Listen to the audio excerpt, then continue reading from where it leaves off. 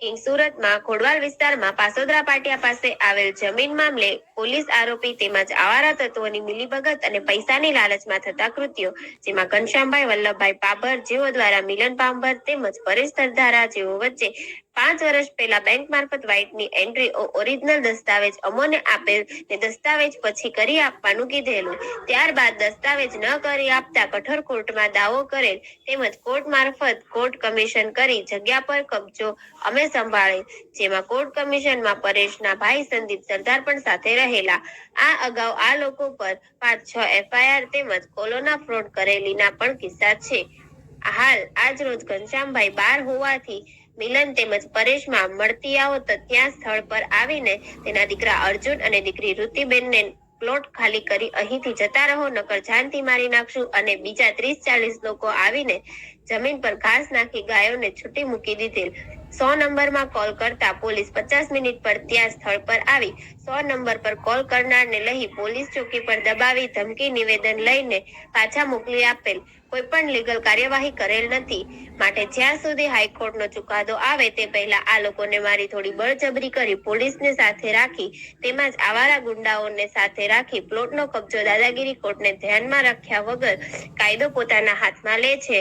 તો આપ મીડિયા સમકક્ષ અમારા પરિવાર ઉપર થતા હુમલા તેમજ જાનથી મારી નાખવાની ધમકી આપે છે, તો આમાં કાયદો કોઈ પણ જગ્યાએ કામ કરતો દેખાતો નથી, માટે આ બાબતને પોલીસ કમિશન સાહેબ સુરત તેમજ ગૃહમંત્રી શ્રી હર્ષ સંઘવી સાહેબને અમારી વિનંતી છે કે અમારા નાગરિક જીવની જવાબદારી સમજી યોગ્ય કાર્યવાહી કરવા વિનંતી છે. આપનું નામ ને આ કઈ જગ્યા છે ને શું બનાવ બન્યું છે? મારું નામ ઋતિ ઘનશ્યામભાઈ પાભર છે. અમે આ ખોલવાડ વિસ્તારમાં છીએ. આ અમારી જમીન છે. મારા પપ્પા અત્યારે બહાર છે અને અચાનકથી 2 લોકો મિલન પાભર અને પરેશભાઈ પાભર એ લોકોએ અહીંયા અમારા જમીન ઉપર કબજો કરવાની કોશિશ કરી. બહુ બધા લોકોને લઈને આવી ગયા હતા. હજુ એ લોકો અહીંયા જ છે.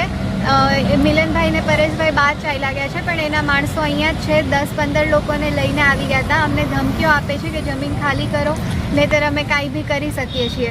અત્યારે મારા પપ્પા ઘરે નથી તો અમે કાંઈ એક્શન લઈ શકીએ એમ નથી. એ આવે પછી અમે એક્શન લઈ શકીએ. આ વસ્તુનો એ લોકોએ ફાયદો ઉપાડ્યો છે કે મારા પપ્પા ને મમ્મી ઘરે નથી. મમ્મી છે પણ પપ્પા નથી, જે એક્શન લઈ શકે એ ઘરે નથી, એટલે એ લોકોએ આ વસ્તુનો ફાયદો ઉપાડીને અહીંયા માણસોને લઈને આવી ગયા છે. બપોરના હેરાન કરે છે, જતા નથી. એ 2 ચાલ્યા ગયા છે. હવે માણસોને અહીંયા જ મૂકીને ગયા છે કે તમે ખાલી કરો ને ત્યારે અમે કાંઈ બી કરી શકીએ. આ લોકો પાસે શું પુરાવો છે ને આપણી પાસે શું પુરાવો છે કે આ લોકો દાવો આપે છે? અમારી પાસે ઓરિજિનલ દસ્તાવેજ છે અને વ્હાઇટની એન્ટ્રી છે કે અમે આ જમીન ખરીદી હતી, પણ એ લોકોએ અમને પહેલાં કીધું અને અમે વ્હાઇટની એન્ટ્રી કરી દીધી અને પછી અમારા નામે જમીન ના કરી. અમારી પાસે ઓરિજિનલ દસ્તાવેજ પણ છે. આ ઘટનાને જાણ પોલીસને થઈ, પોલીસે શું એક્શન લીધી છે તમારી પાસે આવી? પોલીસવાળા અહીંયા આવ્યા અને એ લોકોએ એવું કીધું કે તમે આ જમીન ખાલી કરો, અમે કાંઈ જાણતા નથી અને તમારે એવું હોય ને તો પોલીસ સ્ટેશને જાઓ. અમારું એ લોકો હારે મળી ગયેલા છે. અમને ખાલી કરાવવાનું કહે છે અને એવું કહે છે કે તમે પોલીસ સ્ટેશને જાઓ. હવે હું ને મારો ભાઈ પોલીસ સ્ટેશને જઈને શું કરવાના? અમે નાના છીએ હજી, અમને એટલી બધી થોડી ખબર પડે.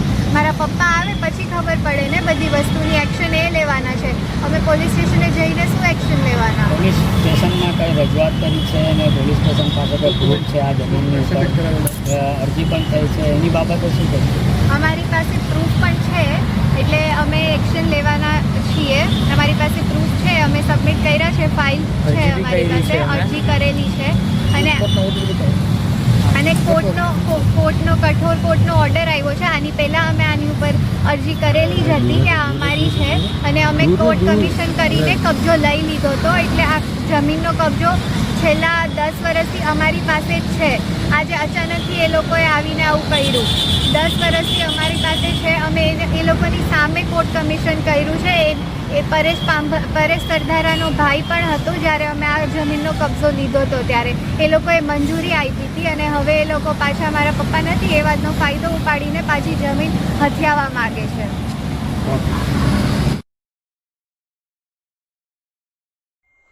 ભારત માતા કી જય.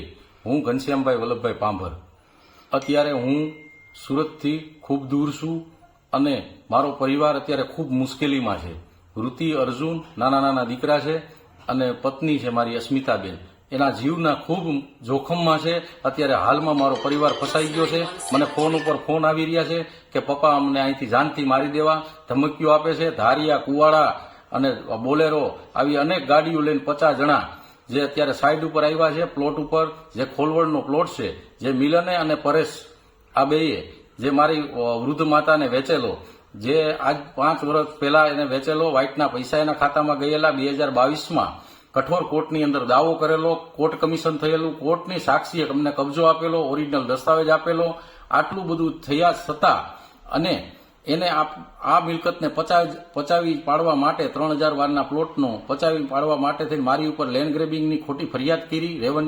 રેવન્યુ દાવો હોવા છતાં, કોર્ટનો નિર્ણય હોવા છતાં કે આ દાવો હોય તો લેન્ડ ગ્રેબિંગ ન થાય, છતાંય લેન્ડ ગ્રેબિંગ કરી પાછળથી ભરવાડું અને એવા લુખા તત્વોને લઈ અને હું જ્યાં હાઈકોર્ટમાં ગયો છું, મારી આવતી 5 તારીખ છે એ પહેલા કબજો લેવા માટે અને મારા પરિવારને દબાવી, મારી, ધમકાવી અને મારી નાખશે એવો મને અત્યારે વારંવાર ફોન આવી રહ્યો છે. જેથી મારી નમ્ર અરજ છે કે આ પોલીસ મશનરીને એને પૈસા આપ્યા છે એવું એને કીધું મારા છોકરાને કે મેં 50 લાખ રૂપિયાનો વહીવટ કર્યો છે કામરેજ પોલીસ સ્ટેશને અને મેં બધાને પૈસા ખવડાવીને કર્યું છે. તારા બાપનું ને તારું કાંઈ નહીં આવે, હું પતાવી દઈશ, તું એક જ છો અને જીવનો જઈશ. અને મારો છોકરો ખૂબ ગભરાઈ ગયો છે. હાલ અત્યારે ત્યાં મેં માણસોને કીધું છે, મારા મિત્રોને કીધું છે કે તમે જાઓ અને દોડો.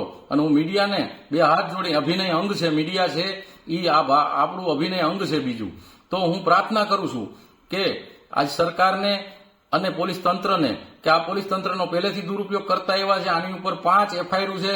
નીલકંઠ ટાઉનશીપ સુરતમાં બનાવી અને ત્યાં પાયાગારી લોકોના નામે ફ્લેટ ઉપર 20 કરોડની લોન લઈ ટાઉનશીપ નો બનાવી અને કાંઈ ન કર્યું. છતાંય કે અમારું કોઈએ કાંઈ ઉખેડી લીધું નથી અને કોઈ કાંઈ કરી શકવાના નથી અમને. એટલે તમે આ પ્લોટ અમને હોપી દો, અમને ખબર છે અમે પૈસા ચૂકવા, છતાંય અમારે કાંઈ તમને દેવાનું થતું નથી, નકર જાનથી મારી નાખશું અને અમને પોલીસ અમારી હારે છે. તમે 100 નંબરમાં ફોન કરવો હોય તે કરો, જેમાં કરવો હોય એમાં કરો. આવી અમને ધમકીઓ આવે છે. એટલે જેથી હું નમ્ર પ્રાર્થના કરું છું કે જટ વહેલી ને વહેલી તકે મને પ્રોટેક્શન મારા પરિવારને કરો ને જો કાંઈ થશે તો આ કામરેજ પોલીસ સ્ટેશનની એસીપી ડીવાયએસપીની જવાબદારી રહેશે. મારા પરિવારને કાંઈ પણ ઈજા થઈ તો. જય ભારત માતા કી જય.